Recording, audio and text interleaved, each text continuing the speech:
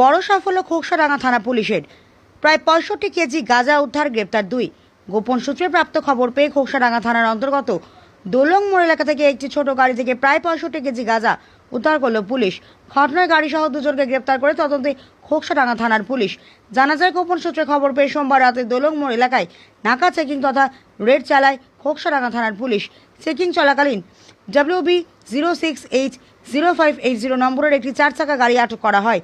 গাড়িটি তল্লাশি করার সময় গাড়ির ভিতরে তৈরি করা গোপন কুঠুরি থেকে প্রায় 65 কেজি গাঁজা উদ্ধার করা হয়, যা পাচারের উদ্দেশ্যে নিয়ে যাওয়া হচ্ছিল।